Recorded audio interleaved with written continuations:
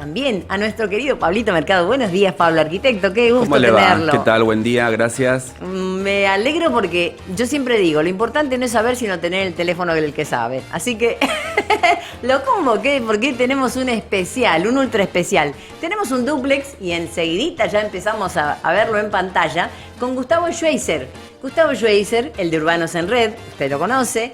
Yo lo conocí a través de Ana María Ferrini. Ajá. Porque Ana María Ferrini hizo el primer contacto y a partir de ahí empezó a mirar, a poner el ojo en Rosario con un montón de gente interesante, porque obviamente estando lejos no nos conocemos unos y otros. Entonces empezó y puso Buenos Aires, Rosario y no sé si Bahía Blanca o Mar del Plata, ahora él nos lo va a contar. ¿Estás en línea, Gustavo? Vamos a ver si ya lo tenemos en línea. Ahí está. Hola, buenos días. Buenos días. Muy bien. Muy bien. Acá estamos celebrando la maravillosa idea que has tenido de hacer un puente entre dos orillas y contar cosas de Buenos Aires y de Rosario, y en este caso vinculadas al Art Deco. Art Deco. Es un tema muy lindo. Entonces, él va a trabajar con lo que tiene que ver con la Torre Cábana, y acá trajimos a Pablito Mercado, quien más sabe de la historia del Palacio Minetti. Por eso yo siempre digo, es mejor tener el teléfono el que sabe que saber. Así que, adelante, Gustavo. Sí, bueno, primero muy contento de compartir con vos este espacio, Graciela, que siempre estamos preocupados por los temas patrimoniales. Bueno, hay también otro amigo que es Pablo Mercado, así que aún más contento en este encuentro de orilla a orilla, como lo hemos caracterizado, ¿no? Y Mayra Pavese, que también está preocupada por el patrimonio intangible. Bueno, mejor aún entonces. Claro que sí. Bueno, y no sé si para empezar, Graciela, podemos caracterizar un poco o hacer una pequeña introducción de lo que fue el Art Deco a nivel general, como para ir poniéndonos un poquito en clima, ¿no? Con todo gusto. Y con lo que el tiempo nos disponga, porque estamos todos ahí apretaditos. Así que arrancamos mostrando las fotos que mandó de la torre. A ver si... me están pidiendo un minuto. Pero mientras tanto, dele para adelante. Bueno, más que nada lo primero que podemos decir es que fue una corriente muy importante a nivel general, ¿no? Que fue allá en la década del 20, tuvo su mayor auge en Francia y atravesó todas las disciplinas de la sociedad, ¿no? Desde la arquitectura, el diseño, la moda, la cultura, las artes visuales, hasta incluso el cine y la moda, ¿no? O sea que atravesó todo eso. Y básicamente ponía énfasis en la opulencia, ¿no? de lo que había sido la etapa de la Primera Guerra Mundial, contrastado con la etapa de austeridad propia de los años de la guerra, ¿no? Y bueno, tenía esa impronta esa estética del blanco y negro, con una impronta muy importante, ¿no? Con algunas influencias que venían del arte egipcio, griego, hasta incluso el napoleónico, y que bueno, fue conformando una corriente que comenzó, como decíamos, en Francia, pero se extendió luego por Europa y por el resto del mundo hasta llegar hasta nuestras tierras, ¿no? Así es. ¿Tenemos ya la foto, Ariel? Así. Bueno, fantástico. ¿Qué me dice usted, Pablo Mercado, de esto? Yo pensaba en esto como el nombre, ¿no? El Art Deco. Y el anterior había sido el Art Nouveau, el arte nuevo, y este era el arte decorativo. Y en sí lo que para mí representa es la cuestión de la integralidad, o sea, cómo integra a lo mejor la arquitectura, la cuestión de vestuario.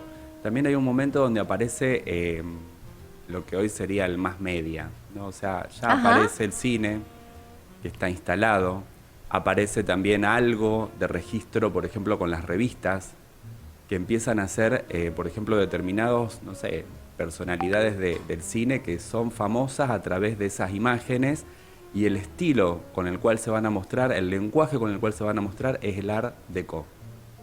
O sea, es una manera de tener una gran promoción y también está asociado con la publicidad. Se da también la idea se producen ya los viajes en avión. Después de la Primera Guerra Mundial, aparece la cuestión del barco instalado como el gran transatlántico para unir Europa con Estados Unidos o con América. Y en esto creo que la cuestión de la velocidad o la altura, o sea, todo lo que sería rascacielos tiene que ver, ahí aparece una imagen, es el tema de un rascacielos tiene que ver con la altura, con la velocidad que puede tener un ascensor. el control de la tecnología y de la industria, y también con las cuestiones de procesos. O sea, en esto, por ejemplo, el Palacio Minetti tiene algo como más relacionado con lo artesanal que lo que tiene el edificio Cabana. Y hay cuestiones que uno dice, esto es una gran perfección de cómo trabajar con los equipos para, por ejemplo, producir la puerta de bronce o hacer que eso tenga un trabajo de distintas figuritas que se van cambiando, pero que a su vez se van también repitiendo. Y en esto había una muestra, el momento del Art Deco es en 1925, que es la exposición internacional en París. Los franceses entienden que la arquitectura y el diseño tienen que ver con la cuestión de la imagen y con el poder. ¿Y el poder de la imagen? No, el poder. Bien. El poder de la imagen está al servicio del poder. Bien. En esto yo creo que no hay segunda interpretación. Y desde Napoleón, que elaboró su corte y elaboró su palacio, elaboró, digamos, su manera de representar el poder de los franceses. Después lo hizo Napoleón III, que es lo que nosotros conocemos como estilo imperio. Y después siguieron, digamos, pero hay un tema de lenguaje, donde desde cómo era la ropa, cómo era una cartera, cómo se abría, por ejemplo, y se sacaba, no sé, algo para tener un cenicero. Todo lo que era representativo y que implicaba ese poder, que tenía que ver con la novedad, con lo nuevo, con una cuestión de integralidad. También porque, o sea, yo creo que después de la Primera Guerra Mundial habían cambiado determinadas cosas, claro, y querían mostrar ese cambio. Claro. Pero más nuevo que el Art Nouveau, o sea, venía el arte nuevo y después viene el Art Deco. Toma cosas del Art Nouveau, o sea, la cuestión de cómo integrar y cómo romper, por ejemplo, con lo que era el estilo francés. Y en esto lo que tiene es la universalidad del Art Deco. O sea, el Art Deco, más que el Art Nouveau, es algo que se va a hacer presente, por ejemplo, en la ciudad de Rosario, aparece, por ejemplo, en ciudades como Río de Janeiro, está presente en ciudades como Nueva York, es también un movimiento urbano, y al mismo tiempo es un movimiento donde hay determinadas arquitecturas que aparecen en el medio del campo. No sé, estoy pensando en edificios en Austria, donde el Art Deco aparece también en lugares como para armar un palacio rural, pero tiene que ver con lo urbano. Estimado Gustavo, no podríamos haber arrancado mejor. Un movimiento urbano, ideal para urbanos en red. Así es, e incluso ahí lo que estaba comentando Pablo, que me hacía acordar de los primeros rascacielos de Nueva York, ¿no? La Empire State o el edificio de Chrysler, que eran símbolos de este nuevo estilo, ¿no? Que empezaba a tener presencia, como decíamos, en otros lados, ¿no? Hasta llegar también a nuestro país, como hacía referencia Pablo en Rosario, y en la ciudad de Buenos Aires también, ¿no? Con el Cábana, que fue uno de los rascacielos más importantes de la ciudad de Buenos Aires durante mucho tiempo, ¿no? Así que bueno, ahora métanos en la historia del Cábana, porque no tenemos mucho tiempo, y eso lo queremos saber. Ahí hay imágenes que lo acompañan. Bueno, el Cábana fue realmente una construcción realmente imponente, como decíamos, el rascacielos más importante de la ciudad durante mucho tiempo, enclavado en un sector muy, muy hermoso de la ciudad de Buenos Aires. Estamos hablando de la zona de Retiro, en la Plaza San Martín, con un entorno paisajístico y urbano de primera, y una construcción donde obviamente, fiel al estilo Art Deco y racionalista, tenía la presencia importante del hormigón armado, una estructura estamos hablando de 31 pisos para tomar dimensión, cuenta con 5 escaleras, 12 ascensores. Estamos hablando de un edificio que tiene 103 departamentos y locales en la planta baja, alrededor de 10 locales, y que realmente le ha dado una impronta a la zona y se ha transformado en una referencia ineludible de este estilo arquitectónico, ¿no? Gustavo, 31 pisos que sirvieron para tapar algo, ¿no? Esa es la historia, la otra historia, la que queremos. Ahí hay como en todas estas cuestiones, hay una leyenda, un mito urbano que habla de una historia de amor ahí medio cruzada, que tiene algunos problemas cronológicos, no se sabe del todo si esto es realmente así. Sí, yo apunto más a eso. Ha quedado esa historia de la rivalidad entre la familia Cábana y los Anchorena, ¿no? Estamos hablando de Corina Cábana, que era de una familia adinerada, ¿no? Patricia de la ciudad de Buenos Aires, pero con un alto nivel adquisitivo, y que en su momento se cree que quiso tener una relación amorosa con Aarón Anchorena, que estamos viendo la foto. Y, esa es la mamá. Claro, Ahí. esa es la mamá, que es Mercedes Castellanos de Anchorena, que es justamente la que se opuso a esa relación, a ese romance que finalmente quedó trunco, y que fue aparentemente el motivo por el cual Corina Cábana decidió o impulsó la construcción de este edificio para tapar nada más ni nada menos que la iglesia del Santísimo Sacramento, que los Anchorena eran muy religiosos e incluso utilizaban a esa iglesia como sepulcro para la familia. Y bueno, ella decidió construir ahí para que no pudieran tener la vista de la iglesia, que ellos, la familia Anchorena, en ese momento vivía en lo que hoy donde hoy está ubicada la Cancillería, ahí en Plaza San Martín, y tenían la vista de la iglesia en forma magnífica. Y bueno, con esta construcción acortó esa visión, y se dicen que fue justamente por esta cuestión amorosa trunca, ¿no? Qué linda historia, qué apasionante. Es un mito urbano, si es verdad o no, está bueno creerlo. La cuestión es que eso nos ayuda también a conocer los edificios y lo que hay detrás de los edificios, ¿verdad, Pablito? Pablito, acá está Pablito. Yo pensaba en esto, Mercedes Castellanos nació en Rosario. ¿Es hija de Aarón Castellano? No me Así diga. es, sí. Qué bueno. Y Aarón Castellano era un salteño que tenía mucho dinero, mucho. El Al del punto- muelle, El del muelle, sí, entre otras cosas. entre otras cosas. Y es importante en esto pensar cómo Rosario está ubicado dentro de Argentina y cómo una hija de un rosarino en su comercio se puede casar con una anchorena. Realmente. O sea, era el hombre más rico. Anchorena era una familia muy vinculada desde la época de Rosas a la cuestión económica. Hay algún parentesco por ahí, al mismo tiempo alguna pelea. A vos que te gustan los mitos. Sí, ¿a quién no? Pero podés ponerte a ver eso y bueno, hay cuestiones que dan los números así. Pero bueno, esa familia Castellanos es el dinero lo hace acá con el puerto de Rosario, no con la ciudad. 1852, estamos hablando de cuando se declaró ciudad, estamos a 170 años ahora celebrando. Claro, es el mismo Castellanos que está pensando también en generar pueblos. Claro, ¿no? claro. Un colonizador, un modelo de colonizador. Pero Esperanza. bueno, en esto también me parece interesante pensar en Domingo Minetti, en esa familia que son unos italianos que se vienen a Argentina y se instalan desde Córdoba y después se van a diversificar y aparecen por un lado con el tema de los molinos harineros y por otro lado con el cemento. Y hoy existe la empresa Minetti de cemento y a su vez existe la empresa Minetti de harinas y no sé, con su marca Leticia. Leticia es una de las hijas de ese primer domingo. Por eso la harina Leticia, claro. ¿Es así?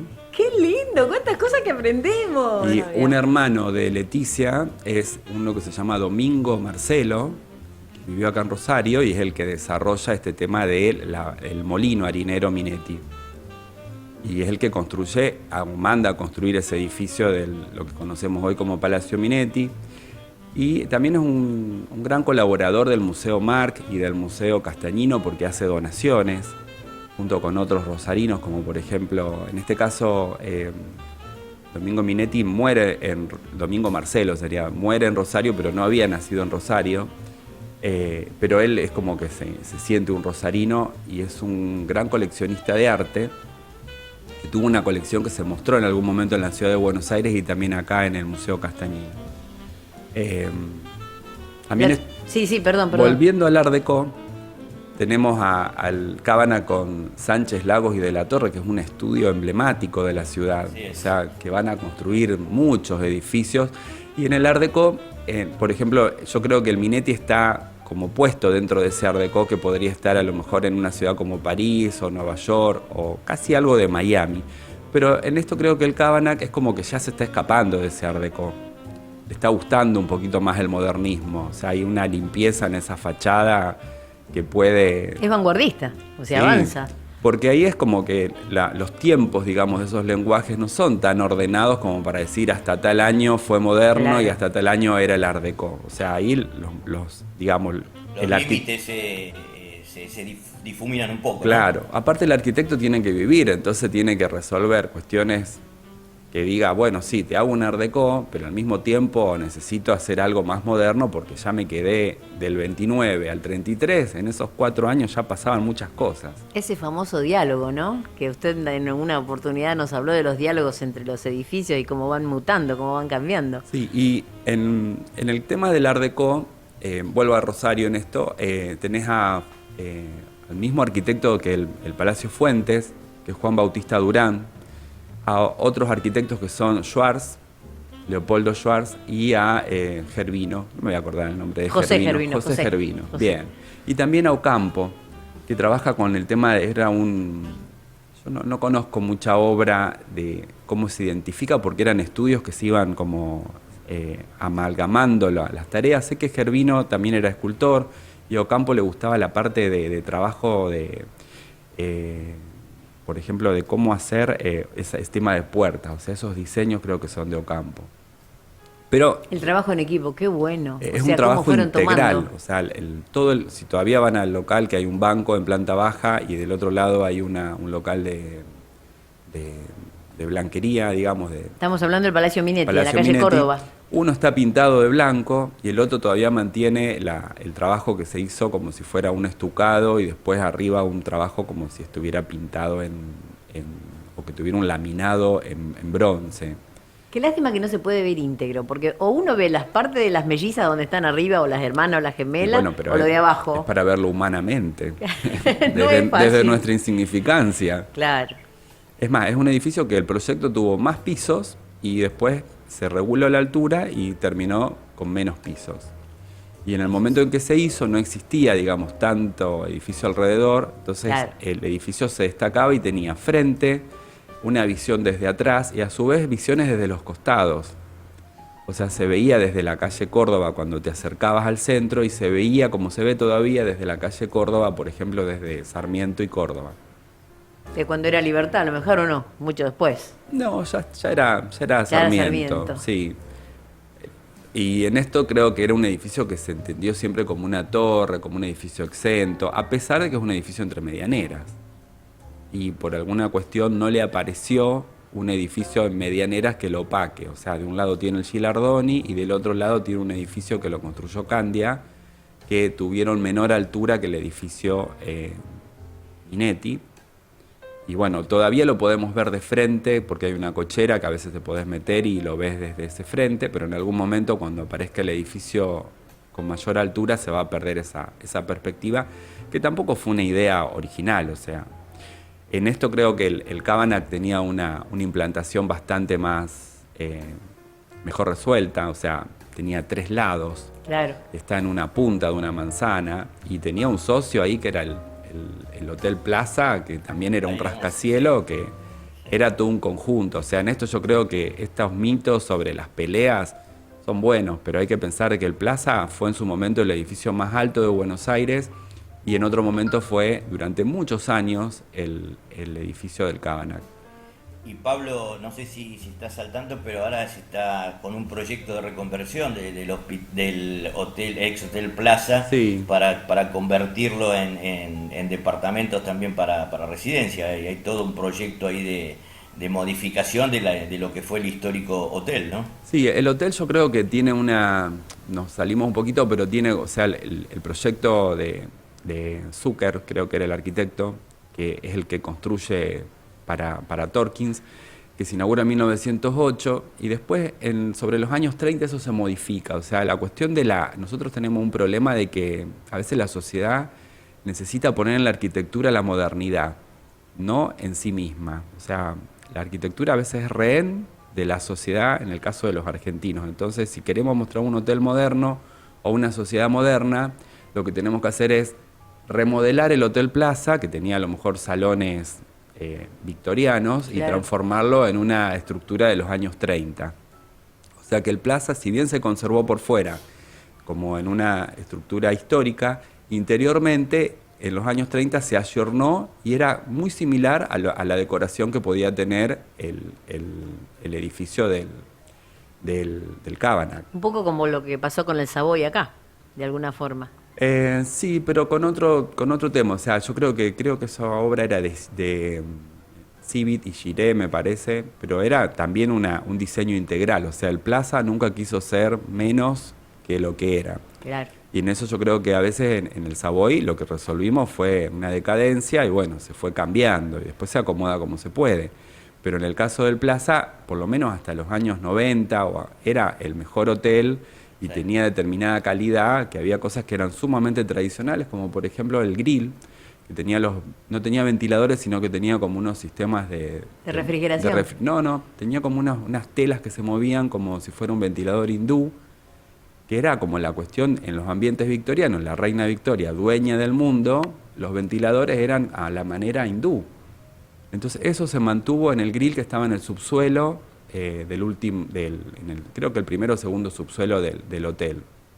Después, bueno, hubo... Y vos fíjate, perdóname Pablo, que sí, en el Cábana también hay algunos elementos que lo hacen muy particular, que eran de avanzada también, como el equipo de aire centralizado y una central telefónica propia que tiene el edificio. Tanto es así que no hay portero eléctrico, hay una recepción, o sea, era toda la categoría de aquella época, eran hoteles, impuesta ahí. Eran hoteles. La otra es que todo eso era de Corina Cábana. Ella vendió una estancia, creo que son 1.200 hectáreas en la zona de Venado Tuerto, o 2 estancias creo que eran. ¿El Venado Tuerto? Y sí. ¿Era de Venado Tuerto, Cábana? Es de la zona, Cábana, que es cerquita de Venado Tuerto. Ajá. ¿Dónde lo ubicabas a Cábana? No tenía la menor idea que existía una población que se llamaba Cábana. Sí, Qué existe. qué bueno aprender, por favor. Cerca de Venado, y los chicos son de Venado. Ah, mira. Y Graciela, a vos que te gustan las historias y las notas de color, te hago un último aporte vinculado al Cábana, que es un edificio hoy por hoy que sigue siendo importante, uno de los más caros de la ciudad, y ha tenido y tiene vecinos ilustres allí, ¿no? Desde el ex ministro Carlos Corach o el periodista, por ejemplo, Lanata o Morales Solá, han tenido su residencia allí. Obviamente familias como los Pérez Compán, Martínez de Oz, toda la familia de alta alcurnia ha sido habitante de este edificio tan importante y tan tradicional de la ciudad de Buenos Aires. No es para cualquiera, va. Yo había escuchado que es un edificio que no tiene cerradura. ¿Cómo que no tiene cerradura? No, porque vos no entrás a ese edificio con tu llave, vos entrás y el portero te abre la puerta. Exacto. Ahora creo que ya el tema de la seguridad tiene cerradura, pero durante mucho tiempo no tuvo cerradura. Una recepción importante, sí. Y otras habitantes de ese edificio eran las hermanas Rigoló. ¿Las de los platos? Las de la loza? Cristalería Rigoló. ¿Cristalería? Rigoló. ¡Qué bueno! ¡Cuántas cosas lindas! Después que tenés también aprendiendo! no me acuerdo cómo es el nombre, que fue embajadora en Venezuela, también tiene un departamento. Alicia Castro. Alicia Castro también. Pero qué bueno, qué bueno. Un qué barrio bueno. caro. Pero lo vamos a ir a visitar, aunque sea por fuera, ¿eh? Sí, vamos a hacer una visita. Ahora hay un departamento que está en venta, no sé si es el de Corina Cábana, que era la que se había quedado con el piso, creo que el 14. No digas el precio, Pablo. Pero era un número alto y Me gusta el 14, de una voy a averiguar el extranjera, precio. de un extranjero que lo tenía en venta y no lo vendía. O sea, sí tiene, o sea, esa cuestión de que algunos lo han remodelado, porque el Art Deco, con ese tema de que es moderno, puede ser ayornado. Entonces, en algunos te habían sacado el piso de madera y habían puesto un piso de vidrio. O sea, hemos visto varias cosas en el Cábana.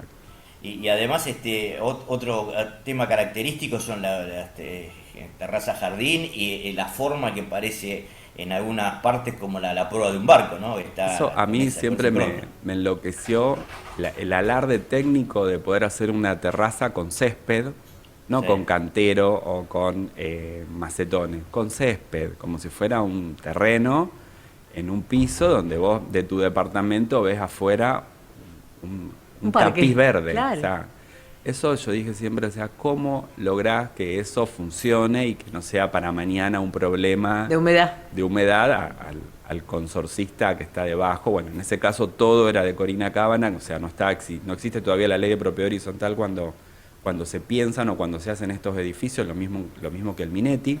Claro. y eran consorcios de invitados, digamos. O sea, el que entraba a vivir al Cábana era alguien que la familia quería que viviera o que había como un código de que sí, lo vamos a dejar entrar. Por más que tuviera plata. O sea, ¿Y era qué una tiene? elección. ¿Y qué tiene que tenga plata? No, está No lo bien. hace, la plata no te construye. Por supuesto que sí, claro que sí. Excelente. Bueno, esto es, ¿Le ya gustó, hablamos Gustavo? de la orilla a orilla hoy y Pablo nos trajo la orilla a orilla de antes, ¿no? Con de dónde venían los cábanas y los castellanos. Así que imagínate desde cuándo viene esto de la orilla a orilla, Graciela. Claro que sí, y lo bueno es ponerlo en valor, ¿eh? Lo bueno es trabajar con eso y ser lo suficientemente eclécticos como para que en la materia entre todo. Sí, Así yo es. en esto pienso siempre está bueno que revisen un poco las obras de Sánchez Lau y de la Torre y que vean todos los hermanos que tiene el Cábana, que tiene muy buena obra, y también la obra de Juan Bautista Durán, de Gervino Schwartz y de Ocampo acá en la ciudad de Rosario. Así que para el próximo ya sabe, tarea para el hogar. Los Sí, otros, bueno, los de los hermanos para los del Cábana. oyentes. Muchísimas gracias, Gustavo. Desde acá, con Mayra y Pablo, te saludamos y agradecemos tu participación. Bueno, Graciela, muchísimas gracias por la participación y ahí un abrazo grande para los amigos que están en el estudio. Y por supuesto, Ariel, operando en controles, si no, no podríamos También, estar viéndonos. así es, clave en todo esto. Claro que sí. Gracias. Y vamos a un cortecito porque